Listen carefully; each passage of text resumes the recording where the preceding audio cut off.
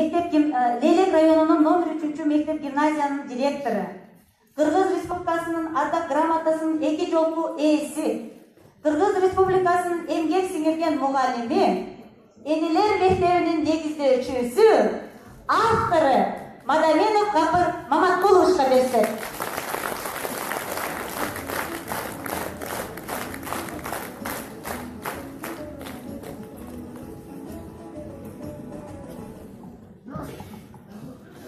Саламатсыздарбы, урматтуу бүгүнкү форумдун катышуучулары, алыстан келгендер, нарын ысыккөл табастуу болуп ушунчалык башыбыз асманга жетип отурат. Мына эмгекти, тажрыйбаны, жаңылыкты, жерди, элди сыйлоо деген. Ушул алыстан келген баардык коноктор үчүн дагы бир жолу ыраазылык айтып, бир кол чаап койсок болот, урматтуулар. Сиздерге кагын көп рахмат айтабыз.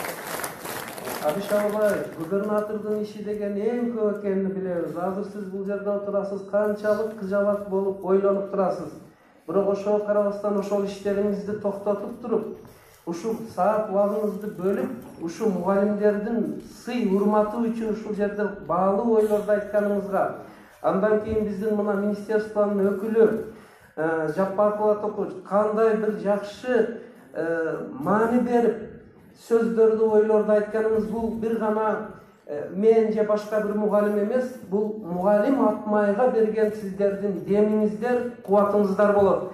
Ушу сиздерге дагы жамы ушу бизди колдоп келген. Мына бул жерде Тажикстандын, Өзбекстандын коноктору, заң губернаторлору баштаган конокторунун келгендери, айныкса дагы мына Хабибулла Халжураев деген бул киши Бабажан Гафуров, Исхак Разаков менен иштеген адам азыр алдыбызга келип отурат. Аны кол чаап койсок болот. Хабибулла Халжураев профессор. Мына ушул түштүк регион боюнча бардык мугалимдердин устаты болуп калган Бактакул Абтокурович, сиздин бул жерге Бекмурза менен ОГПИнин азыр даярдаган мугалимдери Кыргызстанда педагогика боюнча эң сапаттуу чыгып жаткан мына биздин ОГПИнин ректору, Бакмунун ректору мына кечтен бери ушу меймандар менен тең алышып атасыздар. Бардыгыңыздарга мен терең ыраазычылык айтамын, сиздерге рахмат. Эми уруксат берсеңиздер, бир-эки ооз сөзүмдү мен отуруп сүйлөйүн, кичине шартым ден соолугума байланыштуу, урматтуу коноктор.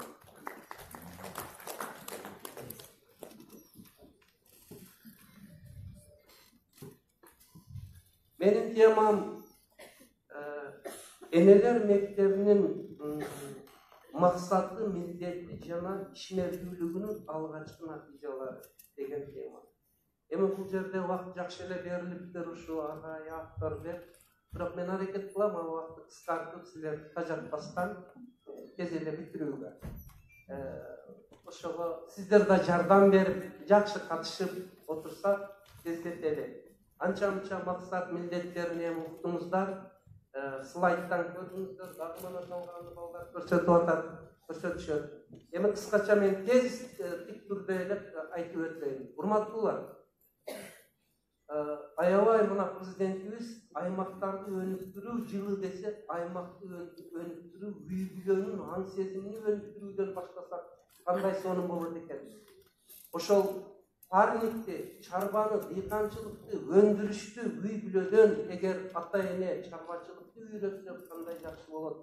Ушул үндөшүп турат да өзүнчө эле. Эми максатыбыздын дагы бири эгемендүүлүк башталгандан кийин ата-эне аргасыздан Россия Бишкекке кетип балдар өзү менен өзү болуп калды. Мугалим жамааты жалгыз иштеп, жалгыз күрөшүп калды балдар менен. Ошондой шартта иштеп өтө кыйын. Чынар Осмоновна бир аз азыр көрсөттү. Мен ушу сиздер кичине уга берип чарчап да калдыңыздар. Кичине тренинг кылып коелу, духта жакшы болот да. Мына балдарыбызды Шумкар катары элестетели да, Шумкарда 2 канаты бар. Сураны ким эгер макул болсо бир 2 канатты көтөрөлү. Мына Шумкарлар балдарыбыз.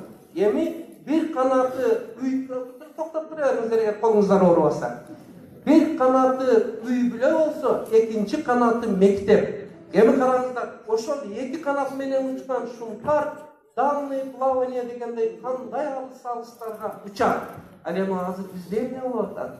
1 канат Mектеп деген канат түтөп кетип атат. Мотор стук берейин деп калды. Ал эми экинчи канат, экинчи мотор каякта? Москвада, Россияда. Энелер аталар тойдо, тойханада, вечерде. Ана мугалимге зор келип атат. Ошол үчүн келиңиздер, дагы бир жолу көтөрүп коюңуздар. Эки канатты бүгүн мына ушу форумдун стимулу менен иштетип, шумкарларыбыз ийит учуп Кыргызстанга атактан урмат сый алып эл аралык деңгээлге чыга алды. Рахмат.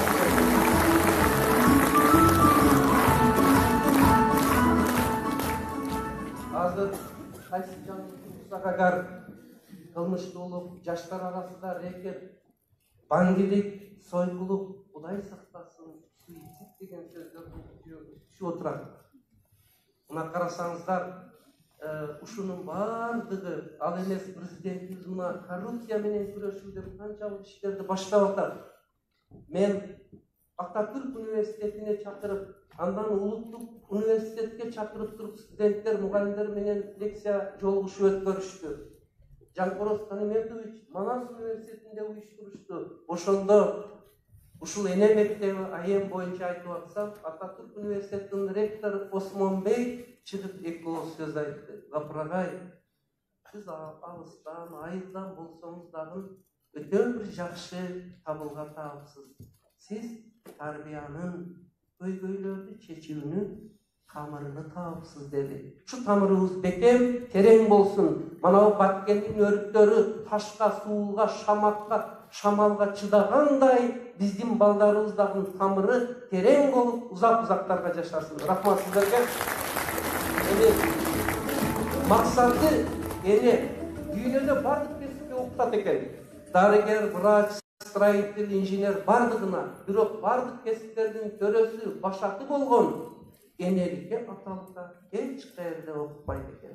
Бир жерде ушинтип айтып атсам, окутуп эмне кылат Гапырагай, вечерден кийин 9 айдан кийин баары даяр дейт. Тууру даяр, бирок биологиялык даяр. Кийинтирсек материалдык даяр, рухий жагыбыз жакыр болуп кетип жатат да. Ошол үчүн мен 25 жылдык эксперимент жүргүздүм. Эмне үчүн балдар окугусу келбей калды? Сабак окубайт. Биз азыр жетишүү, ОРТ, Олимпиада дейбиз. Балдар күнү менен наушникти колуга коюп, интернетке кирип, эртеси экинчи кып-кызыл болуп сабакта уйкусурап отурса кантип билим берет? Дагына ушу бир канаты иште, телефондун ичиге чөгүп кетейин деп жүргөн балдарыбызга чыдап, бир мотору иштеп, түтөсө дагы жүдөп иштеп калаткан мугалим Атмайга Нарында Ысык көлдөн баштап бардык мугалимдерге бир алкыш айтып кол чаап коелу. Рахмат мугалимдер бар болуңуздар.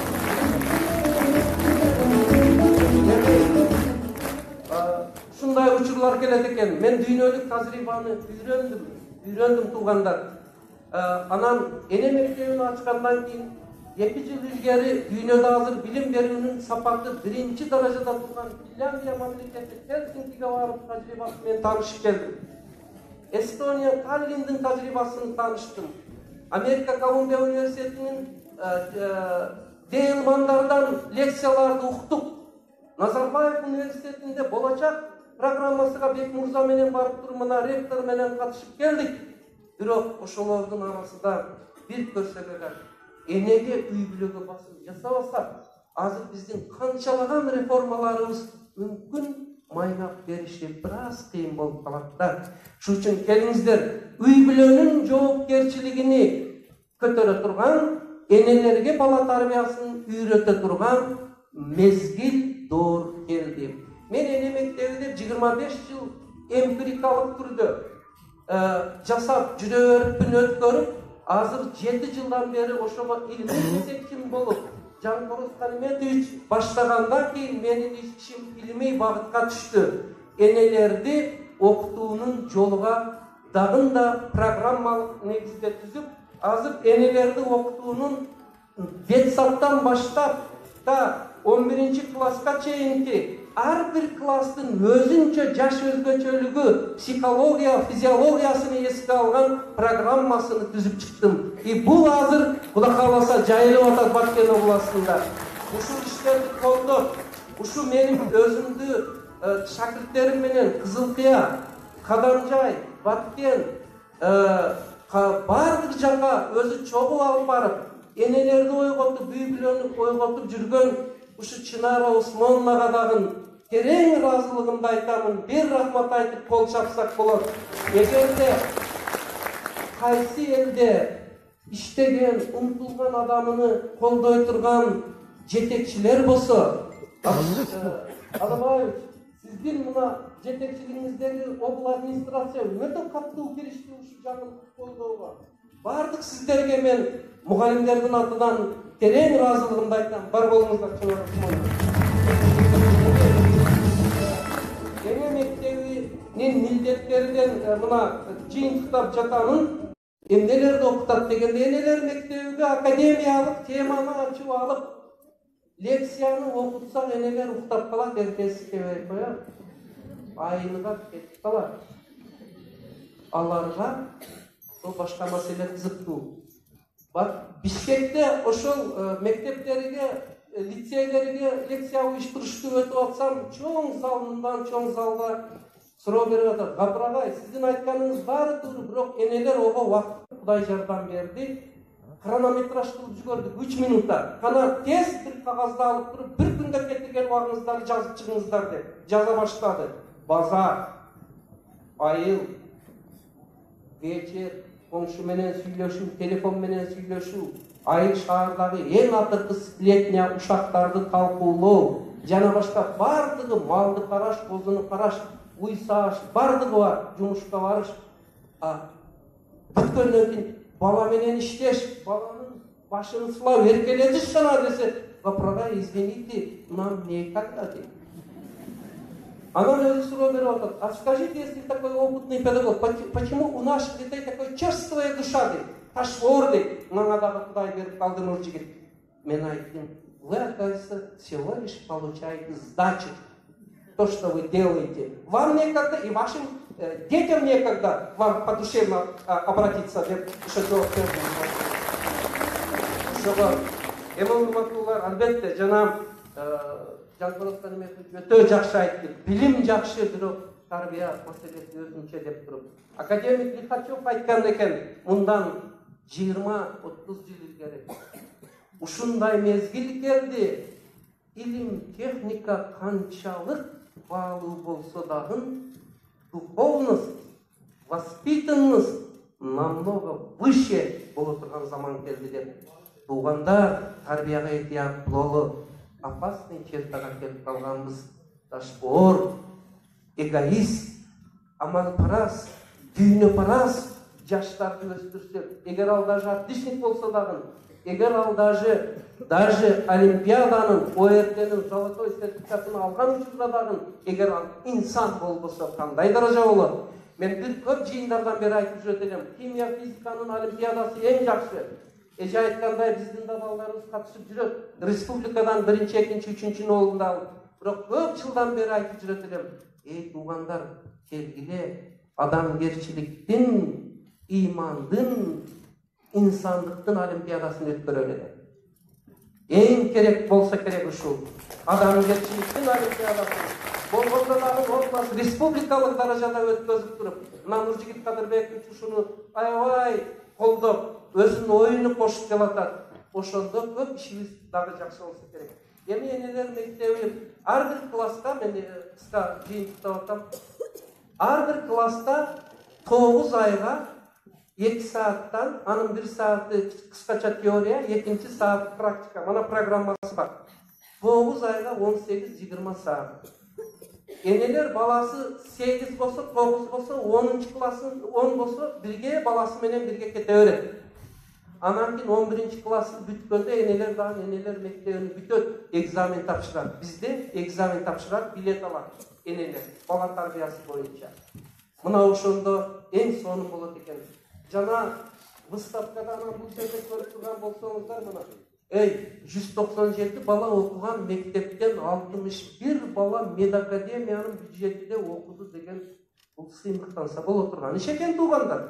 51 бала чет өлкөдө, анын ичинде Германия, Япония, Франция, Кытай, Турция, Россияда окушуп атат. Буларга биз башыбыз астынан. Албетте бул ош ишкек үчүн эч кандай таң каларлык болбошу мүмкүн. Анткени ал жер центр цивилизации, чоң шаар. Бизге окшогон айыл болсо, айылда интеллигентти көрсө балдар сүйүнө турган, торпок, козу улактын арасында жүргөн балдардын 51-и чет өлкөдө окуп, 61-и медакадемияда окуса канчалык сонун иш болот экен.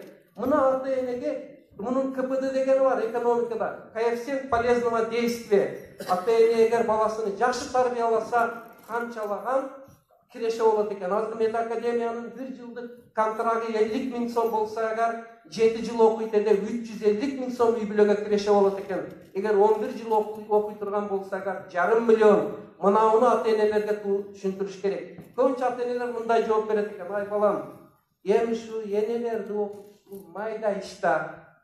Кээде мугалимдер, директорлорубуз рахмат баткендин баардыгы колдошуп жатат.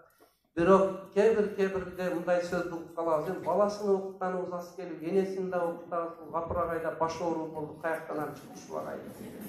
Ал туура бул майда иш деп. Ошого бир этнопедагогикада мындай жооп берет экен: Балтагул Курович, сиздин үйрөткөн тарбияңыздан үлгү келтирейин. Башталат турмуш майдадан, байкабай аны өзү майда адам. Макалды караңыз, башталат турмуш майдадан, байкабай аны өзү майда адам. Ошол үчүн биз бала тарбиясыны, үй бүлөдө балдарды эркелетип тарбиялашты, үй бүлөлүк библиотека, китепкана түзүүнү көңүл бөлбөсөк, анда биз кайсы крупный ишти бүтүрүп койдук, кайсы индустриальный держава болушубузга кыйналып отурабыз. Ошол үчүн мына биз мынауну майда иш дебестен колго алышыбыз керек экен, урматтуу туугандар. Эми ушул жерде жыйынтыктар алдынан дагы бир эмени көрөлү. Биз ашказан дегенде ашказанга колду койсоңуздар болот. Ичине эс аласыздар. Обед убагы да жакындады да. Туурабы? Ашказанды толтуруш үчүн адам баласы 24 саат тынбайт экен. Бирок ашказан бир бурда нан менен болот экен, бир чыны суу менен болот экен. 24 саат. Бирок мен эксперименттин натыйжасында экинчи бир казанды ачтым деп ойлоймун өзүмчө деп. Чолок оюнда инсанды айтмайм. Экинчи бири бул рух казан. Биз ашказанды толтурушта 24 саат тынбай эмгектенебиз. Бирок рух казаныбыз балдардыкы. Мына жерге коюңуздар, рух казан жүрөктүн тушуга. Мына бул эстен чыгып, рух казан эмне менен толот? Рух казанды толтуруш кыйын экен. Ал классика менен, иман менен, инсап менен, ислам менен, дин менен, ата-эненин бурчап тургандардын сүйүүсү менен, мээрим менен, жакшы ыр менен толот, табигат менен толот, тарбия менен толот. Эми бир ойлоп көрөйүкчү, рух казанды толтурушка көңүл бөлүп атабы экенбиз? Өкүнүчтүүсү. Ашказан ачкалса азыр 1 сааттан кийин 4 академик сүйлөсө да баарыбыз эшиктен чыгып кетип калабыз. Анткени ачышып кетет.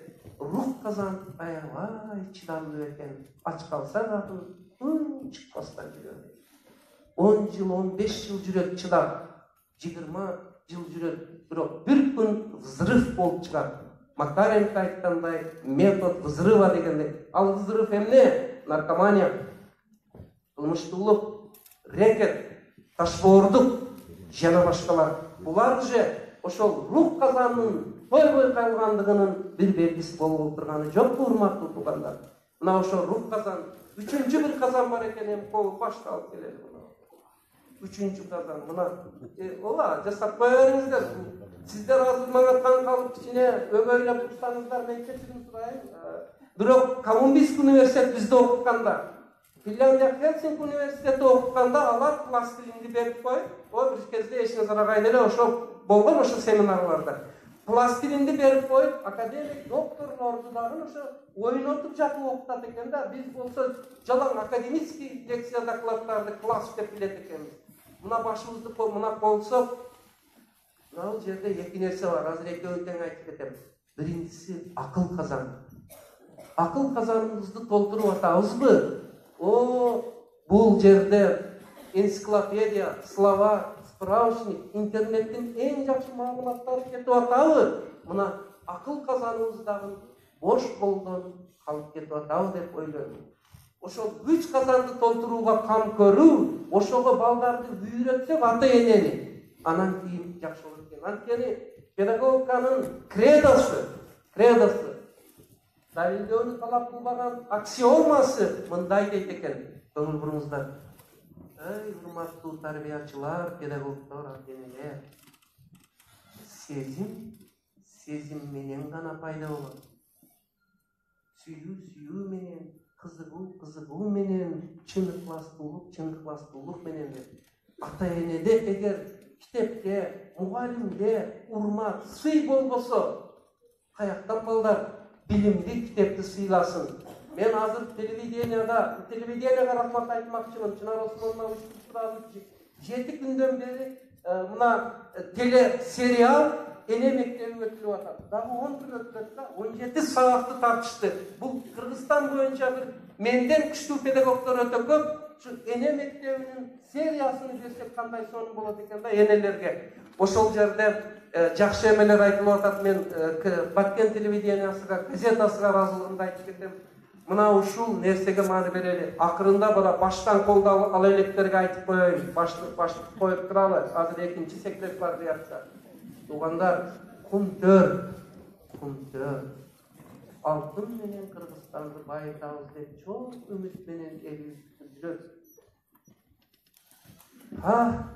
Экологиячы. Мөңгүбүз, арчабыз деп бирөөлөр күйүп пишип атат. Мен бир жакшы кумтөрдү таап алдым деп ойлоймун. Ар бир баланын, ар бир адамдын кумтөрү анын башы экен. Швейцарский банкы. Мен энелерге айтам, мынтип балдарга айтам. Мана кайталаңыздар менин сөзүмдү. Менин башым, менин кумтөрүм. Экологиялык зыяны жок, коррупциясы жок. Өлкөмдү, үй бүлөмдү өнүктүрө турган менин кумтөрүм деп айтамын.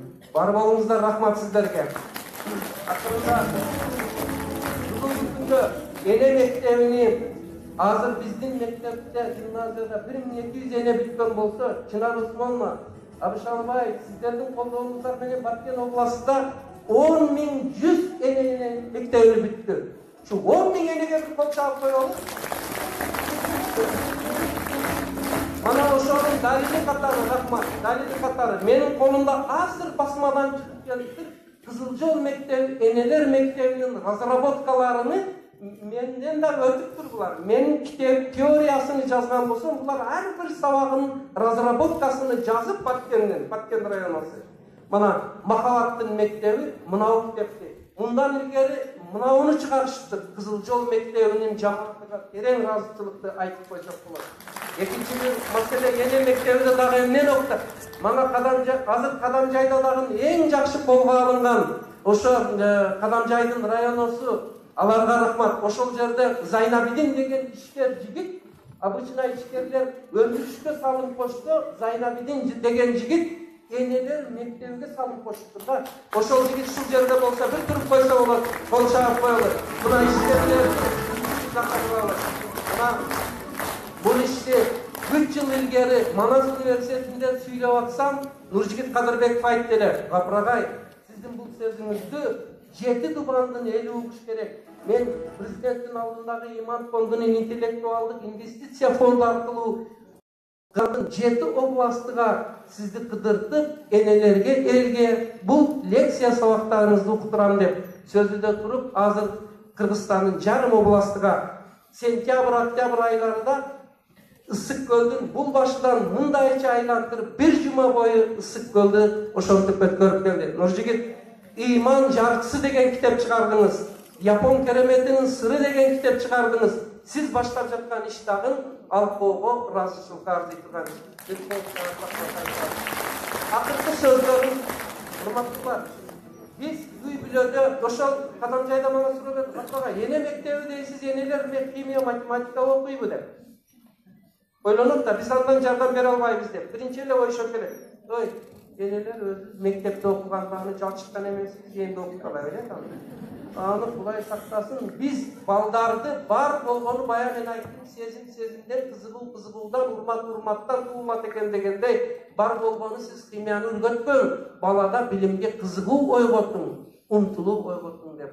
Мына ошол азыр Жалал Абадтын Каракөл шаары Алымкан деген районосу бар экен. Азамат өзү да кандидат наук экен. 650 энени бир залыга жыйды да. Бүгүн дагы мына форум болот десе, квотадан тышкары Балтакулатты куруч 17 энени коллективини дагы бир спринтерге кошумча алып келиптир да. Бул Каракөл шаарына дагы чоң рахмат керек. Мени чакырып 2 күн ошол жерде өттүм. Анан мындай ой болот экен. Бул Капрага эне мектеби деген айылга жакшы, бирок шаарда буланчалык эффекти кандай болот? Анткени ал жерде иштейт деп. Мектеп детсаттары да эне мектебин ачып, бул бизден 3 жыл илгери менин мектеп программам жана китебим боюнча эне мектебин ачкан Куштарбек Кимсанов деген экс гараны отурат. Бир туруп коюң, мына Ош шаарында эң соңку азыр жеңиштер уланып атат. Рахмат. Бишкекте ошол болду, Сүлүктү дагы шаар. Ошол үчүн шаар районда эмес, эне бардык жерде эне. Ошол үчүн үй бүлөдө. Эми баягы албетте эне аялдар жаңылыктарды, анча-мынча ушактарды сүйлөбөсө башы ооруп калат. Алар сүйлөш керек. Эми сүйлөгөндө 1 саат сүйлөп, ошонун 15 минутасын баласына бөлүп койсо, баласыны кучактап, өбүп туруп, балам, сенин ар бир алып келген 5 бааң менин өмүрүмдү 1 жылга узартат. Сен мектепке барасың, мектеп бир жер, мугалим азирети уста. Сен 5 алып келсең, менин өмүрүм 1 жылга узарат. Устатыңды сыйла, ар бир сөзүнү нанушаттай кабыл ал десе, келип балгачта башкача угат да, туурабы? Мына биз өзүбүзгө эле жол ачып алабыз да, ошол үчүн энелер мектебин колдошубуз керек. И энелерди өздөрү дагы мына акыл эмгегинин элементтеринин үй бүлөдө үйрөтүш керек. Мектепке балдар келип атат. Эмне үчүн жетишүү төмөн болуп келет алабыз? Мен Финляндияга бекерге барбадым. Азыр PISA уюмунун аныктоосу боюнча дүйнөлүк престижде алдыңкы орунда Финляндия турат экен. А билим сапаты мыкты болгон жерде жашоо сапаты дагы азыр Финляндия ушу 1-чи орунга чыгыптыр, жашоо сапаты боюнча дагы. Мына ошол энелерибизди ушул акыл маданиятына дагы чакырсак дагы акыркы энелерибиз аталарыбыздын ой өрүшү кругозорун дагы өстүрүшүбүз керек. Мына ой өрүшү кругозорду дагы бир жакшы колго алсак, менимче жакшы болот. Баарыңыздарга тынчтык, аманчылык каалаймын. Кудай колдосун, ушу жакшы иштерибиз алдыга жылып, элибизге бул жасап аткан баардыгыбыздын ишибиз бир жакшы жаңгырдай болуп, көп өсүмдүктөр өсүшүгө себепчи болсун. Рахмат сизге.